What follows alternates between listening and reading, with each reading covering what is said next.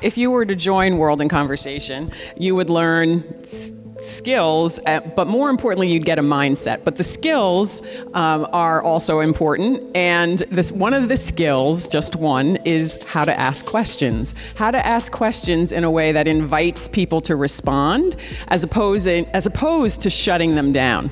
This image, which is from our online book, which you could read, and it's free. What this is showing you is the really simple piece of information, is that we never ask why questions, because why questions make people feel defensive, right? So why did you get home at 11 o'clock instead of 9, right? And there's a whole practice of how to get you to shift your mind so that you're always asking questions that start with either what or how. And those questions open up a story response versus either something defensive or a closed-ended question, which is getting only a yes or no response. Like, do you like that? Are you interested? Is that good? Those are all closed questions. Someone can just be like, yep, that's it. The conversation's over.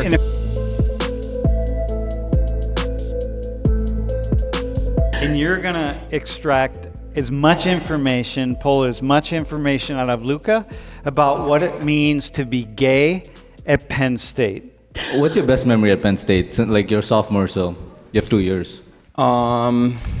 I think when it first snowed, because I'm from Florida, so it's like we don't get seasons. And that was just like me and all my friends outside, just like running, throwing snowballs at each other. And have you been in Penn State University Park for both all your years, or were you 2+2? Okay, wait. Can you make that an open-ended question?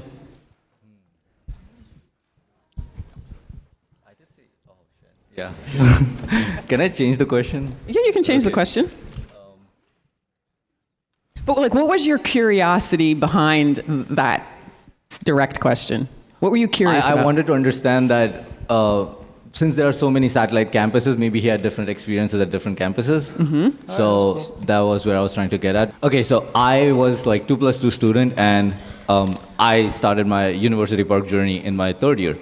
So a question is how did you approach people since you were here from 1st year? So I really don't know how people in University Park who live in dorms or off campus, how do you meet people? How do you have conversations? How do you become friends?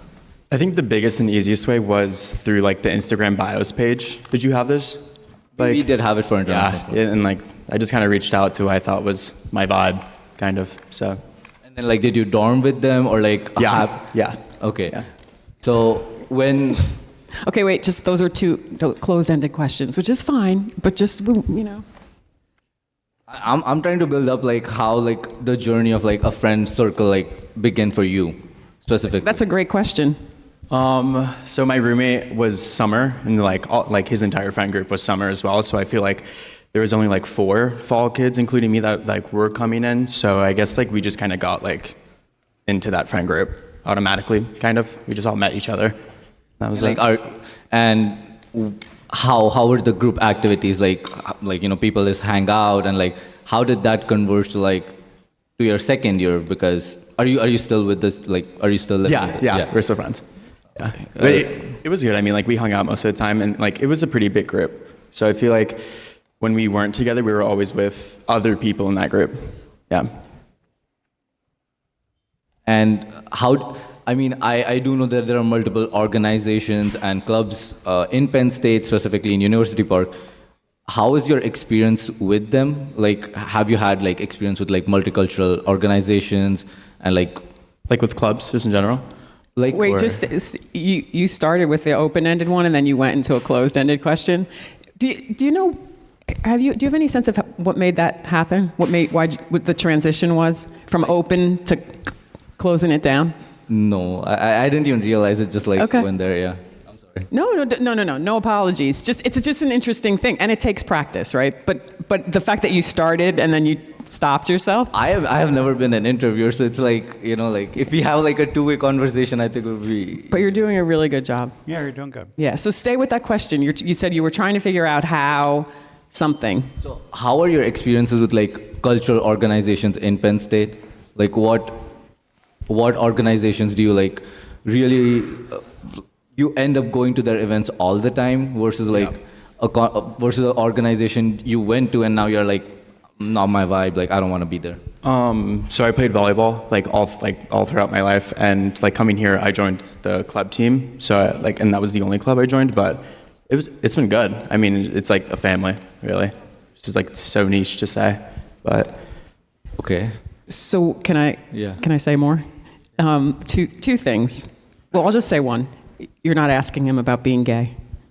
I mean, I was trying to get to the point where I was like, with my cultural background, I was trying to get like, if he ever had experiences with cultural organizations and how that affected, like, was it a negative impact, was it a positive impact, and like how him being gay or if he was not gay would have changed that experience. Yeah. So why don't you just go there? Okay, that's the question. So that hasn't been negative so far. I mean, I feel like I know like when to be and like when not to be gay. So I'm kind of not really putting myself in those positions where like it would be negative, but. So like, do you not even like try to? Wait. That's the one. Just, what did he just say? And then open-ended question. Dude, he just said something. Yeah, that he was said something kind of I big. know, when to be gay and when not to be gay. In my mind, I'd be going, dude, you're gay all the time. What are you talking about? No, I'm like, why are you stopping your like? Why do you want to like stop yourself from being yourself? You know? Dude, awesome question.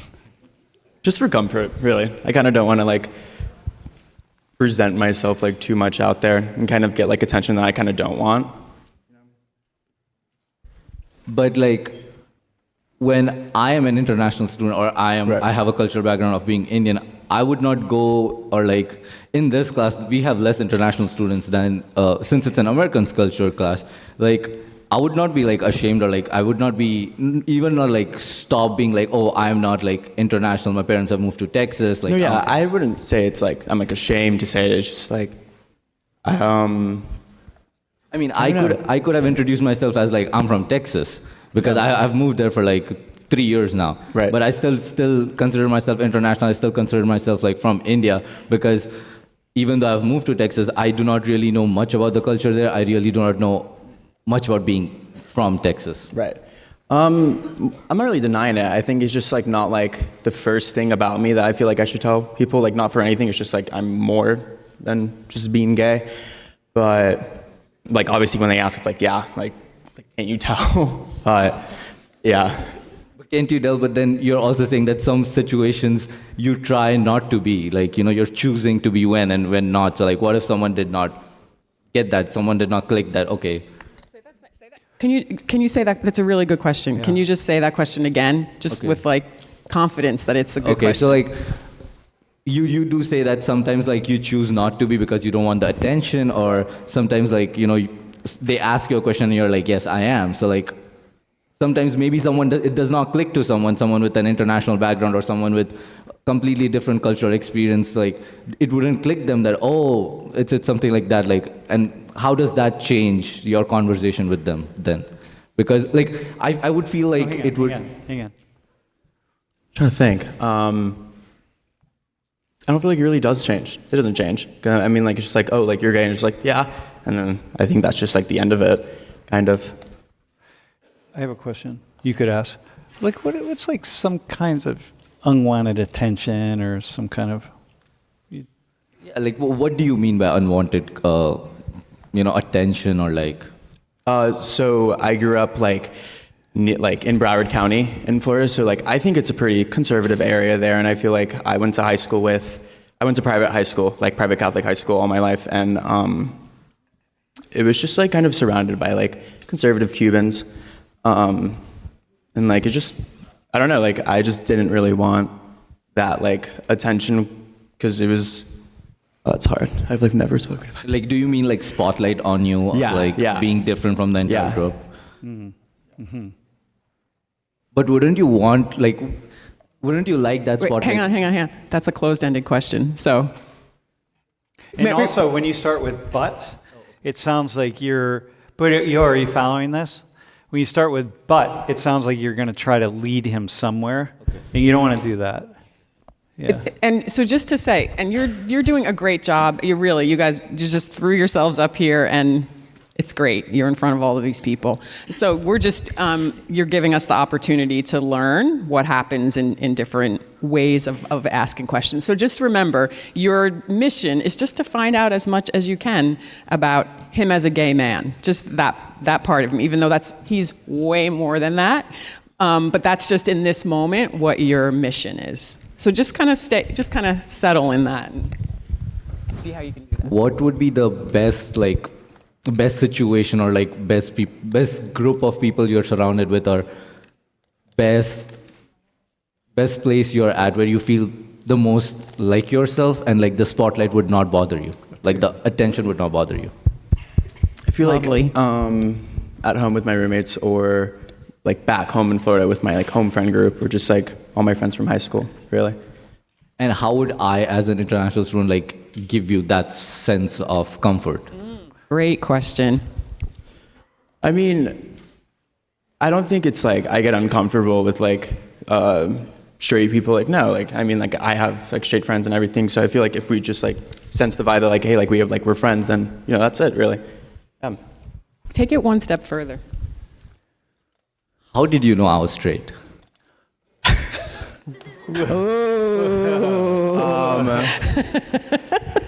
This is a great question, is it not? He does have 2 earrings, by the way. But then so do I, and I have a wife. So. I don't know. I felt like when you're gay, like you kind of know like the levels of being gay. So it's like, does that make sense? What levels of being gay? Like there's like really like feminine gay people, and just like really like people who kind of don't talk about it and anything. But it's like, I don't know. It's just so hard to explain. You're doing great. Yeah. That's cool. And wait, just take a breath. Right. And only say what you feel you want to say. But just, if you could, just think out loud. Okay. So in high school, I think I was like one of the 3 like openly gay kids there, and it was like me, and then it was like this other kid who is like very like just feminine, you know, like he's gay. And like he got kind of attention from other people that was just like name calling. Like I think he got like beat up once in like the just campfire summer that like Florida people had. And I don't know, like I just kind of wanted to like not put myself in that situation, and like just like not have that like negative feedback where it was like I would feel not comfortable being who I am. So it was just like a safety tactic, you want to call it that, if that makes sense. Did he answer your question? Kind of, but I do have a question. How does being feminine make you gay?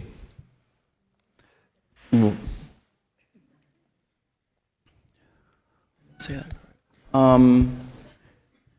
I mean, just I don't know if it's an open-ended... No, hang on.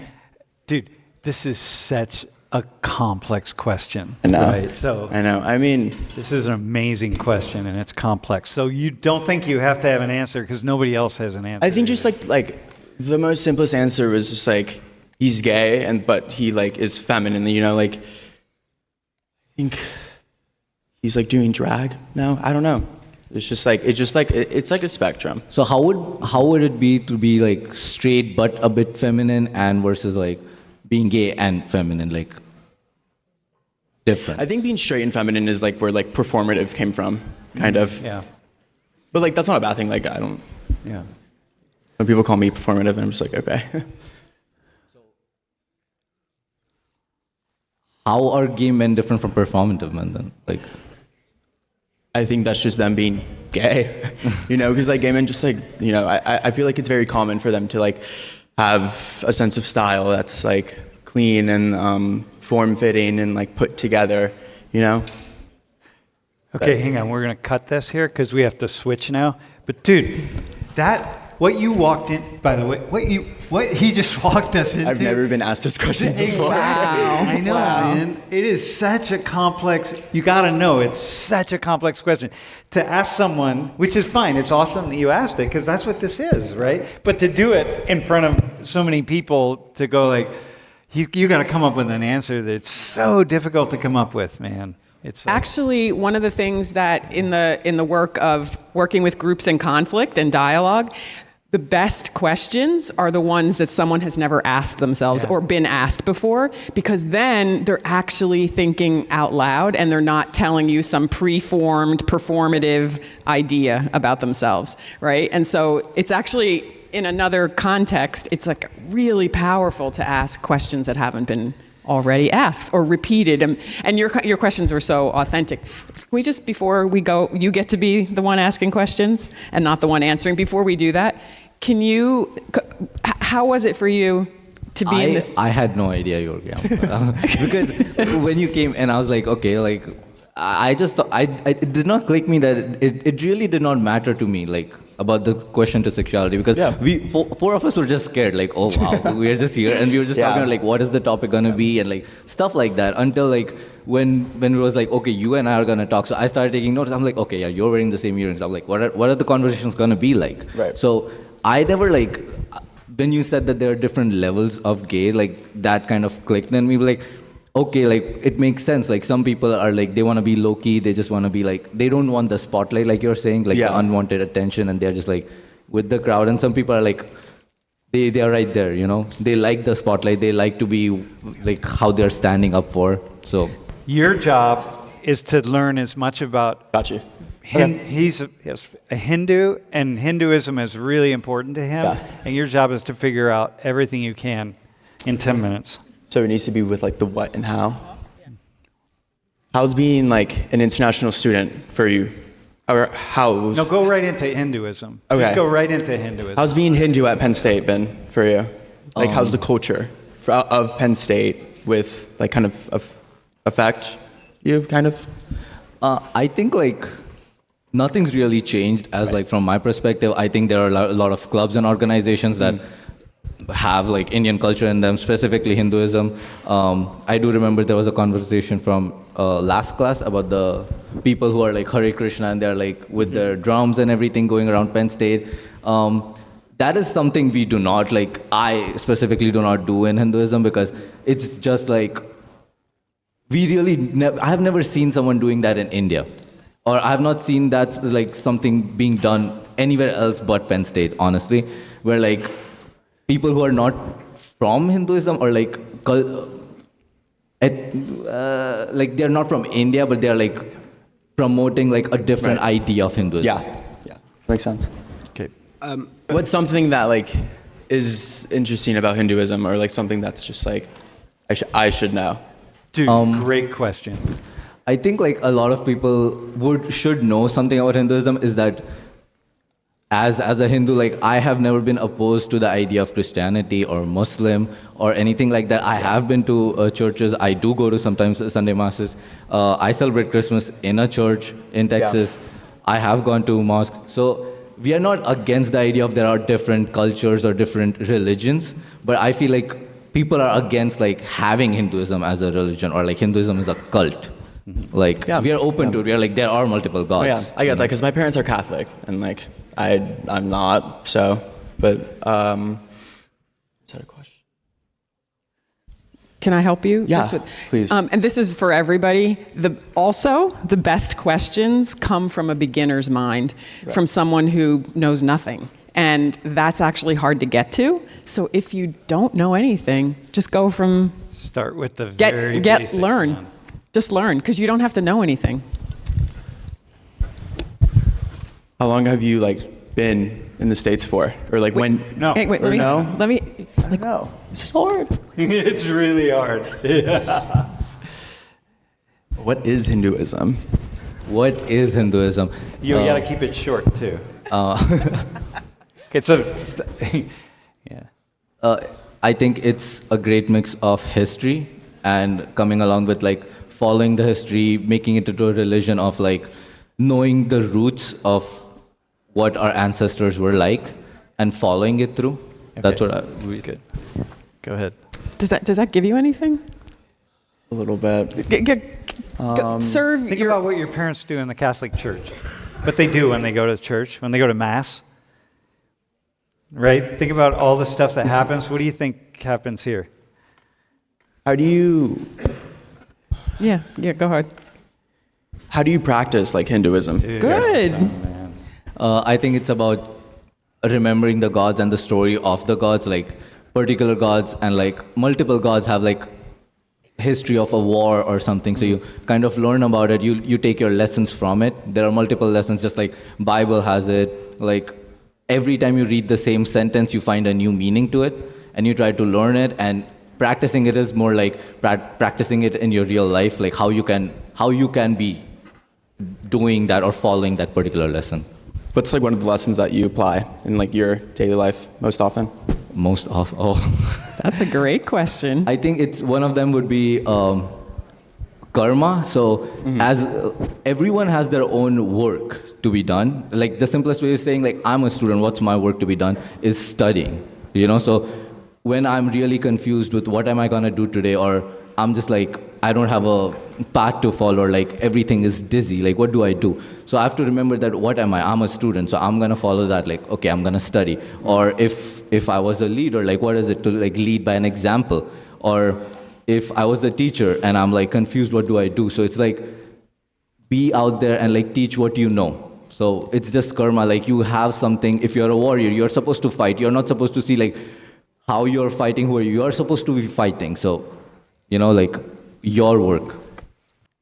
What's like one of the things that you kind of see yourself like fighting for other than studying? Other than studying, I feel like I wouldn't say it's specific for Penn State, but being an international student from a different country and different culture, I think I'm constantly fighting for some sort of spotlight or some sort of recognition of the work I'm putting into. How's that been so far? Mostly it's positive, especially because usually I'm in Penn State, so I love leadership or like conferences related to leadership, learning about leadership. So there are like Penn State Global stuff like this, like they really help me reach out and like use the potential I could have, like reach for it. So that's been so far, but there are also like negative sides, I would say. It's like sometimes... I'm going to just pause you for a second because I want, like we did with you, go back to the Hinduism part. That's hard, right? Because you don't know much about it. Yeah. One final question, because we're going to... Okay. Yeah, just that helps you to see, like when you're done with this conversation, that something clicks for you. How many like gods are there, and what lessons do each give or... There send are out? Hundreds, multiples. There's millions. There are millions. And Millions of gods? Yes. Yeah. And they all have their own specific principles. They have their own specific teachings to give to you. But it's the bigger umbrella as being good, the goodwill of doing good things, being in the right side of things.